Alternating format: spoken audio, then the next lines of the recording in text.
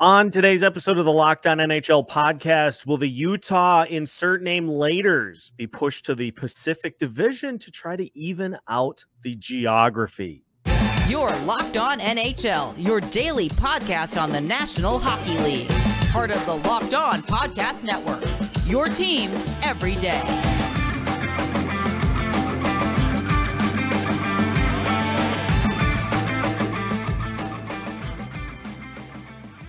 And welcome into another episode of the Locked On NHL podcast. We are your team every day. And we thank you for making Locked On NHL your first listen each and every day. Make sure you subscribe on YouTube and your favorite podcast platforms so you don't miss out on any new episodes throughout the week. Today's episode of the Locked On NHL podcast is brought to you by FanDuel. Make every moment more. Right now, new customers get $150 in bonus bets guaranteed. That's $150 win or lose. Visit FanDuel.com/locked-on to get started. On today's episode of Locked On NHL, we discuss the flurry of news surrounding the Arizona Coyotes, who will become the Utah to-be-named Laters, and what that will mean potentially for division alignment. In addition to many other topics. We'll also talk about the Colorado Avalanche. Uneasy times for the Avs as the season winds to a close. And we'll also take a look at the picture in the playoffs for the West at large also. My name is Seth Toupal, host of Locked On Wild, one half of the dynamic duo for your Western Conference Tuesday edition of Locked On NHL. Joined as always by Nick Morgan of Locked On Predators. Nick, a lot of news in the last week since we had a chance to last chat. We're getting down to the end of the regular season, and the Arizona Coyotes are taking their talents to Utah. So I want to start. We'll talk mostly about this, but I do want to encourage listeners who are curious as to what is all going on here with the Arizona Coyotes moving to Utah. Our colleagues at Locked On Coyotes have nailed the coverage of this from the get-go. So if you want a detailed kind of timeline of how everything is played out, I encourage you to head there. I know Robin joined Gil yesterday to talk about this more in particular.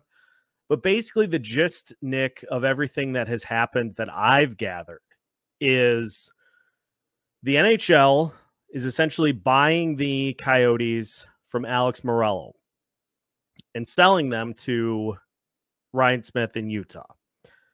The Morello Group will keep the entity that is the Coyotes with the hope that if they can secure land and get an arena put together, that they will be awarded an expansion franchise. That's the simplest way that I can kind of distill this, at least from what I have gathered. And the Arizona franchise is headed to Utah, but they will not be the Coyotes because all of that intellectual material, the name, the brand, is staying in Arizona until the potential expansion franchise has been awarded. It's similar to what the NFL sort of wound up doing with the Cleveland Browns when the OG Cleveland Browns went to Baltimore in the 90s. And then, there's like, hey, we don't really like that. Can you come back and make sure we have a franchise eventually? So it kind of seems like it's along those same lines. I think the situation with the Coyotes is a situation in which multiple things can be true at the same time. If you're looking at this from a pure business standpoint, yeah, like the NHL was in a very tough position here. Like you can't really, expect teams to come play at, the Sun Devils Stadium for another 4, 5, 6 years, however long it would have taken to build that arena. It didn't seem like the new Phoenix arena deal was as solid as the Coyotes ownership were kind of making it seem. So from a business standpoint, yeah, like, you understand tough decisions have to be made, and all that is true. But at the same time, I just feel so bad for hockey fans in the desert. So, Yep. And because, you hear all these jokes and stuff from people around the league. It's like, oh, Coyotes, what fans? They play in a college arena. You go back and you look at what the Coyotes franchise has done to grow the game in the desert over the past 25 years. And you look at all the amazing youth programs that have blossomed from there. Austin Matthews, a guy that was the MVP last year of our league, a guy that's going to lead the league in scoring this year, grew up in those youth leagues in Arizona. You have this wonderful boom in a non-traditional hockey market. And, it kind of sucks because it just felt like they're the ones that are going to be punished. They're the ones that are going to lose their team for, maybe at least the next 4 or 5 years, just because other people higher up on the food chain with deeper pockets that were running this team really just couldn't get all their ducks in the row. Yeah, it's just, it seems like the NHL was trying to stall this out as much as they possibly could to allow time for Arizona to get everything done, and they just never were able to. And so now we're at the point where the franchise is moving to Utah. And interesting potential wrinkle of this, Nick, that hasn't really been discussed yet, but I did see it on X, in wondering if the move to Utah would prompt the Colorado Avalanche and the Utah to be named Laters to move to the Pacific Division and have a couple of Canadian teams move to the Central. Yeah. I'm going to throw the full caveat in here that this is Google. Yeah. I have a map here in which that notion makes zero sense, because I'm looking at the diagram here, and this is from all the way back in 2013, 2014, but the teams are all the same. Yeah. Edmonton, Calgary, Vancouver, all in a relatively similar geographic area. Mm-hmm. Winnipeg, very much not. Winnipeg is in the Central. And if Colorado, if you're going to have a Utah team that's not too far away from Colorado, so I'm just going to squelch that right off the bat. I don't think that would make any sense. To be fair, that same map also shows Tampa Bay and Florida in the same division as Toronto and Buffalo, with 8 other teams between the two? Geographically. So yikes. I think the thing you have to keep in mind is it's as much of a decision about building rivalries and building sort of budding groups of games with each other as well. And for that reason, like Salt Lake and Colorado would make perfect geographical rivals, because, if you're not skiing at one, you're probably skiing in the other. And, I think the NHL would keep that in mind. Salt Lake's also not the farthest from Vegas either in relation to some of the other teams. I think it's 5-6 hours maybe between the two. So, you got, a potential bit of a rivalry there with Vegas. The other thing to keep in mind, Seth, is if you believe what, some of these NHL reports are saying, the Arizona might get a franchise back someday, which means more expansion. Could you potentially fill the gaps in the Central Division with, I don't know, a Houston, Kansas City? Or are you going to expand up north to, to Quebec City, finally sort of quench that thirst? Atlanta's been in the conversation. So I also don't think you need to read too much into immediate realignment, because I think it's possible that a lot of things are going to change, 5-6 years from now if expansion happens, because I think if you have 34 teams, you got to potentially revamp the entire way you're doing this. I also am just going to make the call for 8 pods of 4 teams, and just do 8 different clusters of 4 teams. Then your postseason is the winner of those pods and like the next 4 best in each division. We have to collectively, as we'll talk about when we talk about the Western Conference playoffs, we have to get rid of the current format. Division winners and then 2 versus 3, and go to 1 versus 8, 1 through 8, please. Which I think you're going to have no choice to do if you start expanding. Yeah, I'm dying over here. We got to go to 1 through 8.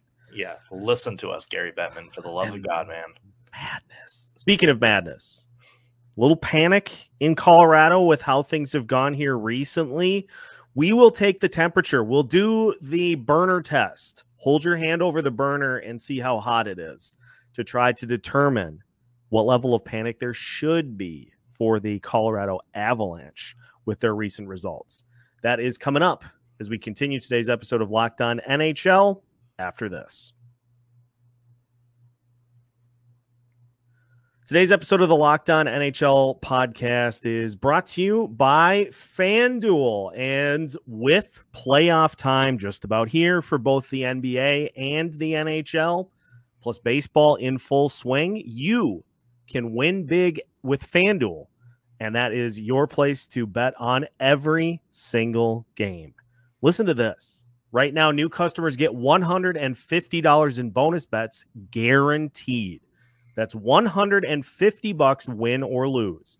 You can bet on everything from slap shots to home runs and slam dunks, all on an app that is safe, secure, and super easy to use.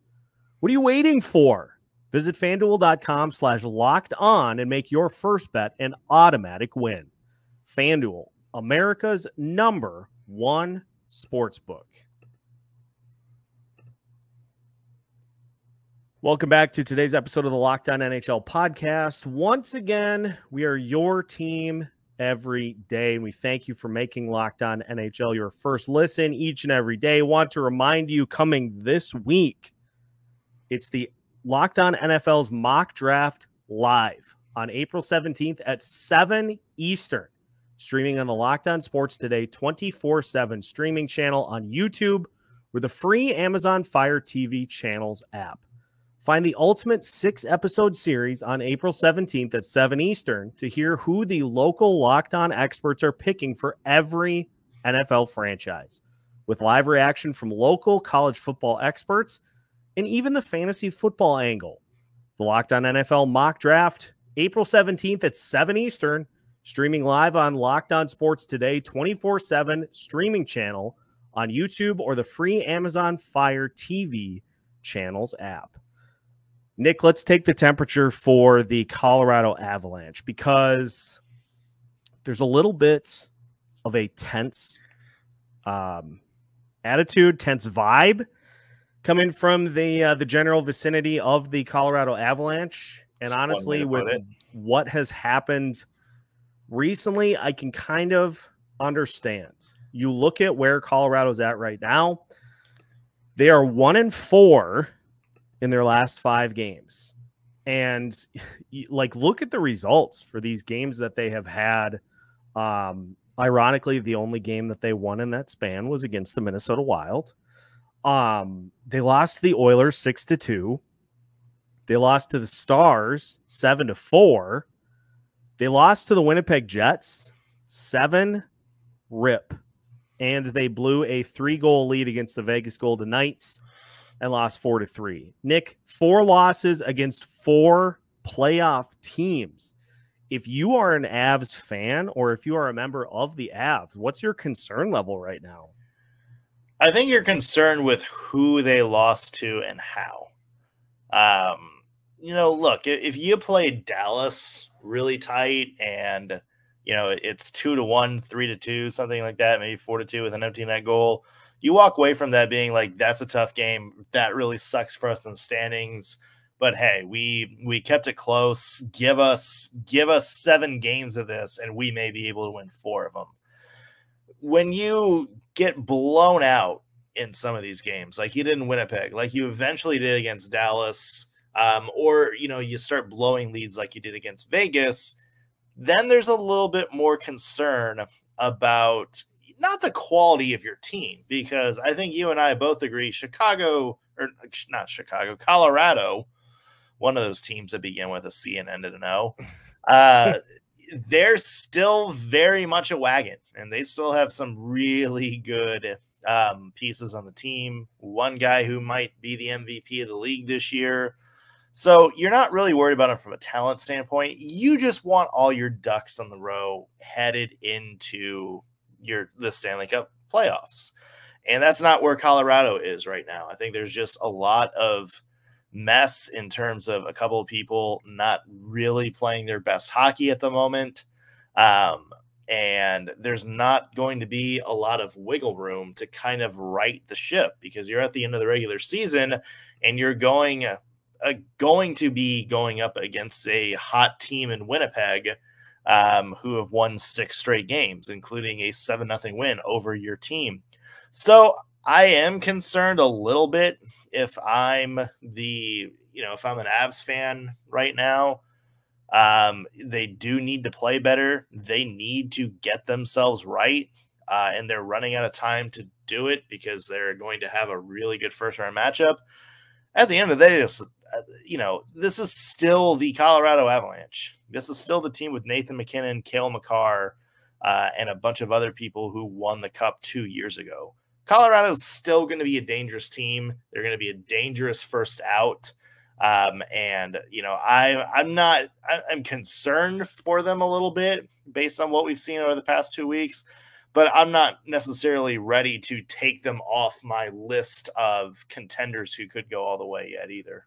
I will say this: Alexander Georgiev is going to need to be better, because look at his last 5 appearances. Against Edmonton, he gave up 6 goals on 47 shots. So you talk about 47 shots, like peppered by the Edmonton Oilers in that game. Against Dallas, he gave up 6 goals on 36 shots. He beat the Minnesota Wild, gave up 2 goals on 22 shots. But then against Winnipeg, he gave up 4 goals and was pulled in the first period on 4 goals on 15 shots. And then against Vegas, he gave up 4 goals on 30 shots. So he's only given up fewer than 4 goals in one of his last 5 starts. And if you go back even further, gave up 4 goals against Nashville and ended up getting pulled there. So he not only has given up 4 or more in 5 out of his last 6 games, but he did it against Pittsburgh. The Avs were able to win back on March 24th. Like, this is becoming a concerning trend for the Avalanche, is that the goaltending just has not been crisp really at all. And this is where this could be a potential problem against Winnipeg, because you're going to need Georgiev to be able to at least hold serve with Connor Hellebuck, because if you try to get into if Winnipeg is able to get even like standard Hellebuck levels in that series and Georgiev can't make the saves, that could get dicey. And now Winnipeg having taken second place in the Central, you don't have that killer home ice advantage either. Like, if that series goes 7, that series is going to Winnipeg. So I agree with you. I'm not ready to I'm not breaking the glass. I'm not hitting the like 5-alarm panic button, but this is probably a needed wake-up call for this Avs team heading into the postseason, that if they're going to do anything, they're going to need to really tighten some things up. Yeah. I think back to, because a lot of people pointed out, hey, when they won the Cup in 2022, they also had some goaltending problems.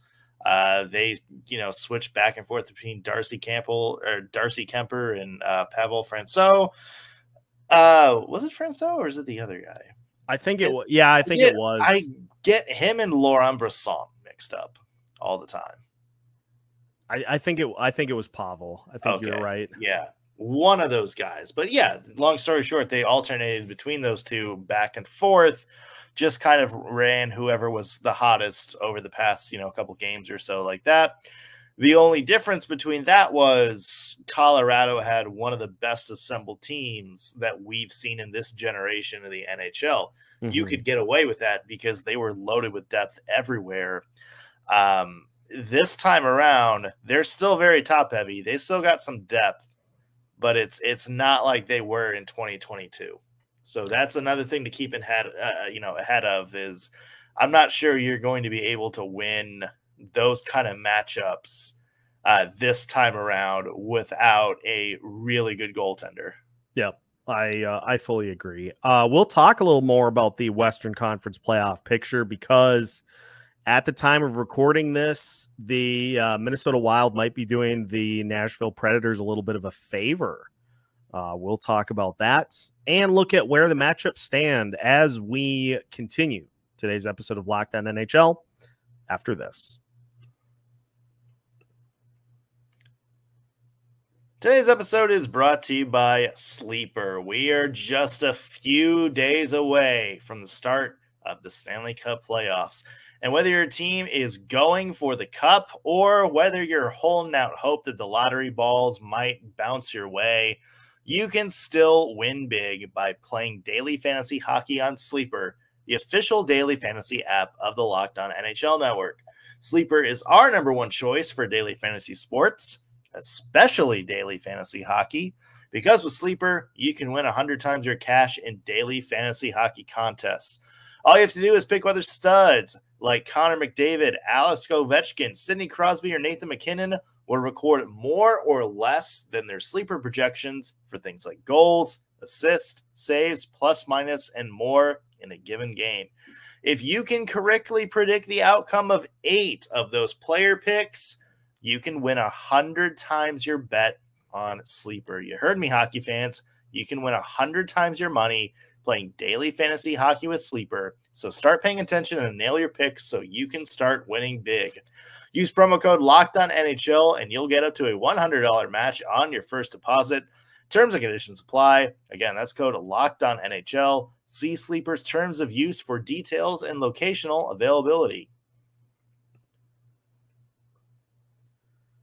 Final segment of today's episode of the Locked On NHL podcast. Once again, we are your team every day. Seth Toupal joined by Nick Morgan. And Nick, let's talk about the Western Conference playoff picture because the Minnesota Wilds might be doing the Nashville Predators a little bit of a favor here.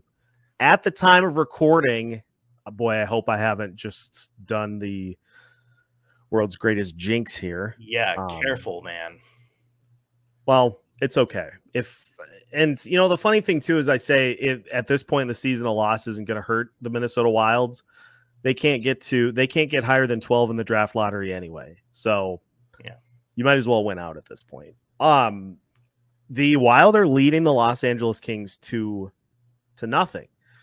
And the reason that is notable is because there's a little bit of a fight going on between Nashville and Vegas for that potential wild card 1, wild card 2. Mm-hmm. And, Los Angeles with 97 points, just trying to basically keep everybody where they're at this point in the season. It looks like Dallas is going to take the #1 spot in the West with 1 game to play. Vancouver does have 2 games, but best they can do is tie. They're really the only team that has a chance to catch the Dallas Stars. And they do have the tiebreaker. Okay. Just throwing that out there. So our way too early Western Conference playoff predictions. Let's just look at these matchups and talk them through. At this point, Dallas and Vegas. The Dallas Stars taking on the reigning Stanley Cup champions. That would be tasty. Yeah. That's certainly one word to describe it. Yeah, that would be a spicy matchup. Last year's Cup winners versus a team that very well could be considered the Cup favorite going into this year's Stanley Cup, or at least, you know, the team out of the West. It's very interesting because, especially with Nashville's loss to Pittsburgh last night, it's kind of a free-for-all in the bottom of the standings. You know, we could potentially have Vegas jump back up into the number 3 spot in the Pacific, relegating the Kings down to the second wildcard spot, in which case you would probably have Edmonton versus Vegas in the first round. And boy, would that be a banger of a first-round matchup too. Well, and it would avoid us seeing the Oilers take on the Kings for the 3rd season in a row in the playoffs. Like, this is Gary Bettman's NHL. Yeah, like someone, I can't remember who exactly, but it seems to have been campaigning for months and months and months to change the format of the playoffs. Yeah, because if you went 1 through 8, it would be Dallas against Vegas. It would be Vancouver against Los Angeles. It would be Winnipeg against Nashville.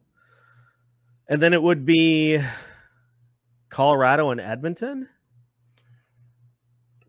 That can't be right. No, it would be Colorado and Winnipeg are locked in. I know that. Yeah, Colorado and Winnipeg are locked in. It would be Dallas and LA, Edmonton, Vegas, Vancouver, Nashville. Who are we? That's it, right? Yeah, yes. That's it. Yes. All right. Welcome to math, everybody. Yeah, locked on math coming at you every Tuesday here on the Locked On Podcast Network. That's why I host a show instead of do math. Like, could you imagine putting me in a situation in which math was critical? That would not go well. Yeah, that would suck. But anyway, the playoffs, Seth. Yeah, like, I don't know. I mean, Winnipeg and Colorado is going to be intriguing, I feel like. Edmonton and LA we've seen a lot. The real intriguing ones are going to be what happens in round 2. Like, what do we get for round 2 matchups after the opening round is done? Who is left standing to try to go toe-to-toe against the East? Like, that's going to be where the intrigue starts to build. Yeah, absolutely. It's the best thing you could say is maybe a war of attrition here. And you look and, you know, Dallas is in first place, but they're not that far ahead of Vancouver right now. Winnipeg has gotten hot at the right time. Vancouver is still, you know, high up there. Edmonton has gotten hot. The Kings have gotten hot. Vegas has gotten hot. Nashville has been hot. So you have all these teams coming in playing their best hockey. And when you see teams that are this tight in the standings, we've talked about it, Seth. You know, the winner of the Western Conference may just very well be which of these 8 teams just happens to hit their stride at the right time. Yep. We saw that last year with Florida, you know, coming in to the playoffs on a high note, playing a lot of must-win games late in the season, just happened to finally get their goaltending going at the right time, just happened to finally get Matthew Tkachuk going at the right time. And then, look, they waltzed through the East into the Eastern Conference spot in the Stanley Cup.